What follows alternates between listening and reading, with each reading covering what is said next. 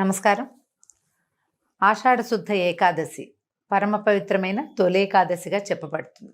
సాధారణంగా ఏకాదశి తిథే అద్భుతమైన తిథి, విష్ణు ప్రీతికరమైన తిథిగా చెప్పుకుంటాం.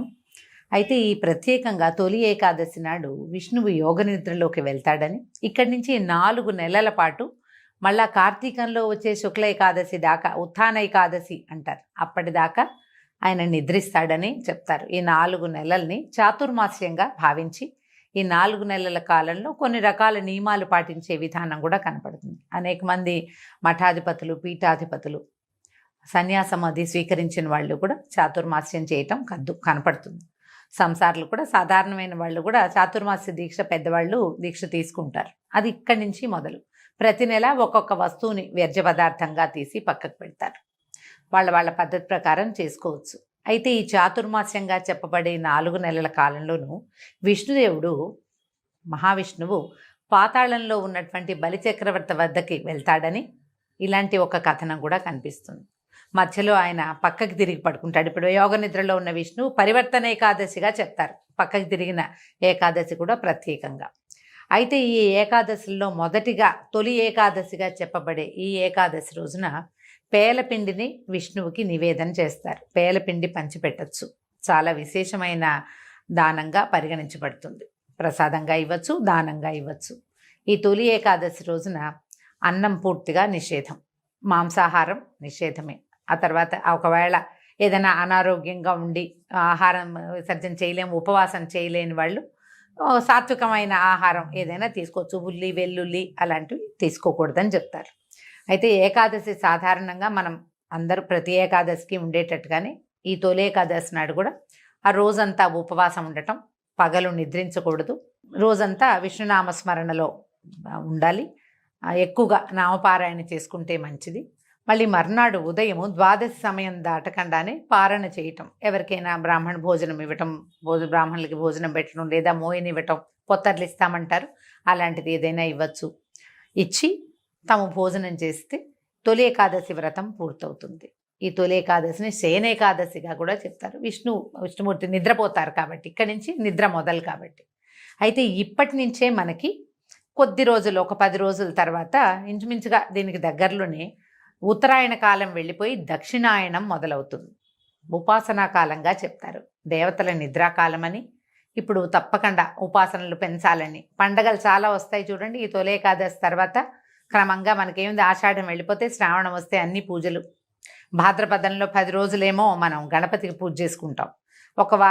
పౌర్ణమి గడిచి గణపతిని పంపించంగానే పితృ అమావాస్యలు అవి వచ్చేస్తాయి, పితృపక్షాలు వస్తాయి, మహాలయ పక్షాలుగా చెప్పబడతాయి. పితృపక్షాలు చేస్తాం. పితృపక్షాలు భాద్రపదం వెళ్ళంగానే ఆశ్వీజ మాసం వస్తుంది. 10-12 రోజులు అమ్మవారిని సేవిస్తాం. 10 రోజులు అమ్మవారి సేవ అవుతుందా, మళ్ళీ ఒక 15 రోజులు గడిచేసరికి లక్ష్మీదేవిని పూజ చేసుకుంటాం. దీపావళి వెళ్ళిన తెల్లవారి నుంచి మొదలు కార్తీక మాసం మహత్తరమైన ఉపాసనా మాసం. అది కార్తీక స్నానాలు అవి చేస్తాం. కార్తీకం అవి మార్గశిరం రాగానే ఒక వారం గడిచేసరికి ధనుర్మాసం ప్రారంభం అవుతుంది. మళ్ళీ విష్ణు పూజ మొదలు పెట్టుకుంటాము. ధనుర్మాసం పూర్తయి ధనుసయ్యి మార్గశిరం అయిన తర్వాత పుష్యమాసం సగపడి పడేసరికల్లా మళ్ళీ మనకి ఉత్తరాయణ పుణ్యకాలం మళ్ళీ మొదలవుతుంది. ఈ దక్షిణాయనం అంతా కూడా దేవతల నిద్రాకాలంగా ఉండి, ఈ సమయంలో మనం ఉపాసనలు, స్నానాలు, పూజలు, హోమాలు, తీర్థయాత్రలు అలాంటివన్నీ చేయటం వల్ల ఏమవుతుంది, భూమికి బలం వస్తుంది, మనకి పుణ్యబలం పెరుగుతుంది, దేవతలు కూడా బలం పుంజుకుంటారట. తర్వాత వాళ్ళు మనకి వరాలు ఇచ్చే కాలం ఉత్తరాయణం తర్వాత దేవతలు అత్యంత ప్రసన్నులుగా ఉంటారని ఇలా చెప్పబడి ఈ కాలం అంతా కూడా మనకి ఉపాసనా సంబంధమైన పండుగలే కనపడతాయి. దానికి ఆరంభమే తొలి ఏకాదశి. ఆషాఢ మాసంలో ఇంకా వేరే పండగలేం లేవు. ఆషాఢ మాసం శూన్యమాసం, ఖాళీ. కొత్తగా పెళ్ళైన ఆడపిల్లలు పుట్టింటికి వచ్చేస్తారు, అల్లుడు గడప దాటకూడదు, ఇలాంటి నియమాలు కూడా మన ప్రాంతంలో కనపడతాయి. అయితే ఆషాఢంలో ప్రత్యేకంగా ఆడవాళ్ళు గోరింటాకు పెట్టుకోవాలని, మునగాకు తప్పకుండా, అవిసెకూర, మునగాకు అవి తినాలని చెప్తారు. ఇవన్నీ కూడా సీజనల్గా చెప్పబడినవేనండి. ఆషాఢం తర్వాత ఏముంది, శ్రావణ భాద్రపదాలు వస్తాయి. శ్రావణ భాద్రపదాలు అంటే వర్ష ఋతువు, వర్షాలు వస్తాయి కదా. ఈ వానలు వచ్చే ముందు కాలం అంతా కూడా మనం మన గోళ్ళు, వేళ్ళు, చర్మం, పొట్ట అంటే గట్టుని అన్నిటినీ రెడీగా చేసుకోవడం కోసమే ఈ గోరింటాకులు పెట్టుకోవటము అలాంటివన్నీ. తర్వాత మునగాకు తినటము, మొరింగా అని ఇప్పుడు చాలా ఫేమస్ అయింది మునగాకు. ఈ మునగాకు కనుక తింటే ఏంటంటే గట్ ఫ్రెండ్లీ, అది మనకి శరీరాన్ని శుద్ధి చేస్తుంది. ఆదివారాలైనా కనీసం తినాలంటారు. తెలంగాణ ప్రాంతం అంతా ఆషాఢ మాసం అంతా కూడా అమ్మవారి సేవాకాలం నడుస్తుంది. విశేషంగా గ్రామదేవతల్ని అర్చిస్తారు, ఆమెకు బోనాలు సమర్పిస్తారు. ఆదివారం నాడు అసలు హైదరాబాద్లో అటు ఇటు నడవలేం మనం, రోడ్డు మీద చాలా రష్గా ఉంటుంది. అన్ని చోట్ల బోన సమర్పణే కనపడుతుంది. అన్ని దేవాలయాలు బిజీగానే ఉంటాయి. ఒక్కొక్క ప్రాంతంలో ఒక్కొక్క రకంగా చేస్తారు. ఈ ప్రాంతపు ఆచారం ఇట్లా కనపడుతుంది. ఆంధ్ర ప్రాంతంలో ఇంకొక రకంగా అమ్మవారికి ఆషాఢ ఆదివారాల్లో అమ్మవారికి పెరుగన్నం ఇవ్వటం, గంగానమ్మకు పెట్టడము, అది కొన్ని ప్రాంతాల్లో కనపడుతుంది. ఈ ప్రాంతీయ ఆచారాల్ని మనం ఎలాగూ పాటిస్తాం. ప్రాంతాలకి అతీతంగా ఈ తొలేకాదశి పండగని అందరము చేసుకుంటాం. ఈ రోజున తెల్లవారే స్నానం చేసి, తలంటు పోసుకోకూడదండి, నూనె రాసుకుని స్నానం కాదు, తల కొంచెం కుంకుడుకాయతోటో లేదా కాస్త షాంపూతోటో తల రుద్దుకోవటం, తల కడగటమే, తెల్లవారే స్నానం చేయటం, పూజా పునస్కారం చేసుకోవటం, భగవంతుడికి పళ్ళు పాలు నివేదన చేసి, దాంతోపాటు పేల పిండిని కూడా నివేదన చేసి, పేలాల పిండినే ఈ రోజున మనం ఆహారంగా తీసుకోవచ్చు. దాన్ని అందరికీ ప్రసాదంగా పంచిపెట్టచ్చు. దేవాలయ దర్శనం విశేషంగా చెప్తారు. తొలేకాదశి నాడు మీరు ఏ దానం చేసినా అది ద్విగుణీకృతమైన ఫలితాన్ని ఇస్తుంది.